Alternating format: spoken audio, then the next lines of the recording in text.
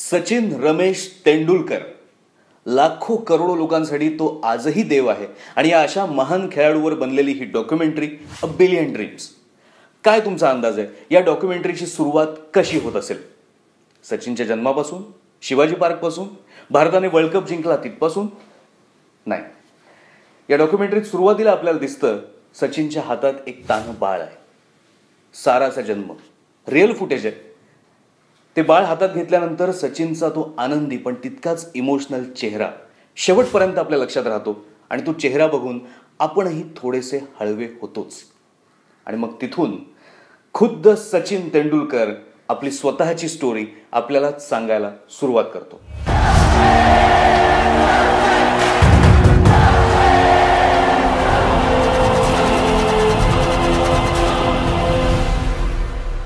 Boost is a secret of my energy असं जरी सचिन जाहिरातीमधून म्हणत असला तरी त्याला खरी एनर्जी कुठून मिळते? त्याचं लहानपण कसं गेलं, त्याचा लहानपणी असलेला मस्तीखोर स्वभाव, आईवडिलांवरचं प्रेम, त्यानंतर भाऊ अजितचं मिळालेलं मार्गदर्शन, आचरेकर सरांची शिकवणी, अंजलीची साथ, सारा आणि अर्जुन बरोबर त्याचं पुन्हा लहान होणं, करिअरमधले चढ उतार, असं सगळं तुम्हाला या डॉक्युमेंटरीमध्ये बघायला मिळेल. अगदी सचिनचं जे आवडतं क्रिकेटचं किट आहे ते सुद्धा तुम्हाला जवळून बघायला मिळेल. ज्यांनी सचिनवर लिहिलेली पुस्तकं वाचलेली आहेत त्यांना या सगळ्या घटना माहिती असतील, पण तरी सुद्धा त्या घटना मोठ्या पडद्यावर पाहणं हा खरंच एक रोमांचक अनुभव आहे. सचिनने पदार्पण केलं ती भारत पाकिस्तान मॅच, तिथपासून सचिनची रिटायरमेंट, या दरम्यान त्यांनी जी एक धडाकेबाज इनिंग खेळली ती आपण सगळ्यांनीच अनुभवलेली आहे.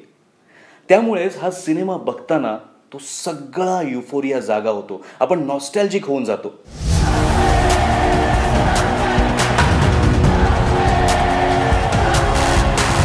डॉक्युमेंटरी जरी असली तरी सचिनच्या आयुष्यात, त्याच्या क्रिकेटमध्येच एवढा ड्रामा आहे की आपण नकळत टाळ्या वाजवायला लागतो, आपला ऊर भरून येतो, हळूच आवंढा गिळतो, आपल्याही डोळ्यात पाणी येतं. ज्यांनी सचिनवर मनापासून प्रेम केलंय त्यांना तर ही आपलीच स्टोरी वाटायला लागते आणि हळूहळू आपणही त्या डॉक्युमेंटरीचा हिस्सा बनून जातो.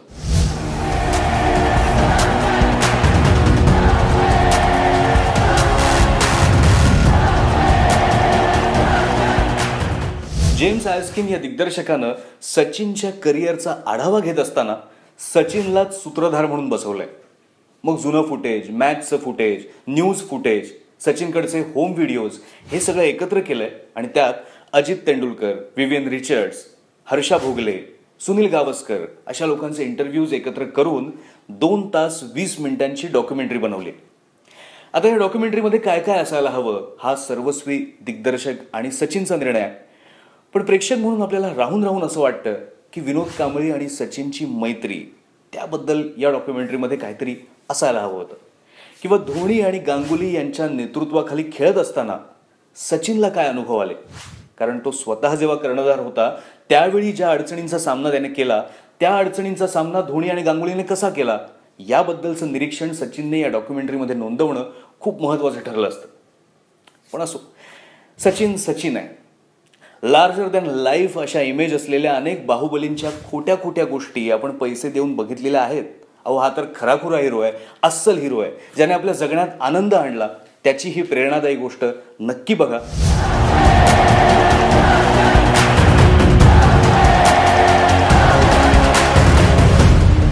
उत्तुंग यश मिळवलेल्या सचिनची गोष्ट, ज्यावर कळस चढवलाय AR रहमानच्या संगीतानं.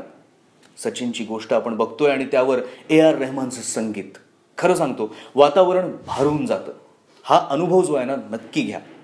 खरं तर आपल्याकडे डॉक्युमेंटरी सिनेमागृहात जाऊन बघण्याची परंपरा नाहीये, पण या निमित्ताने ही नवी प्रथा रूढ होऊ शकते.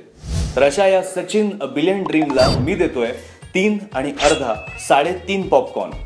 सचिनची ही गोष्ट तुम्ही सिनेमागृहात जाऊन नक्की बघा.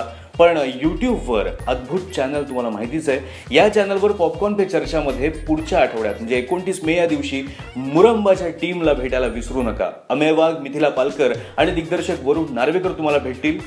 अद्भुत हे आमचं चॅनल जे आहे ते नक्की लाईक करा, त्यावरचे व्हिडिओज बघा, त्यावर कमेंट्स टाका, ते व्हिडिओ शेअरही करा. हे चॅनल आधी सबस्क्राईब करा.